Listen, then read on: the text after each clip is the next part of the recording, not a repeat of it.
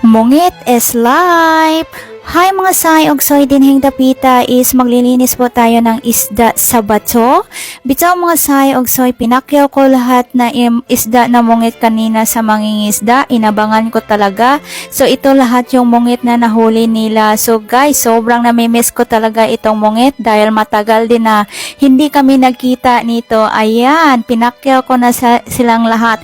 By the way, may galab shoutout po sa lahat na mangingisda dyan. Sobrang saludo talaga ako sa inyo mga pare kasi lalo na sa aking mahal na papa at sa mga tito ko.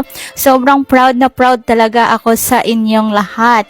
So bitaw mga say og soy dahil sobrang namimiss ko talaga ito. Ayan, sobrang dami nabili ko kanina. Syempre sa dami nito is hati-hatiin ko to hanggang patong ilang araw pa itong kakainin namin hanggang next day. Bitaw, may galab shoutout sa dalawa kong pasaway na pamangkin. Gusto nilang tumulong sa akin pero ayaw ko silang payagan kasi baka matunok ng mga Disney princess na ko makuratan jud ta sa buwangal ani mga jay ugsoy kung matunok magtsabaw mo daog pangbaka nga giihaw.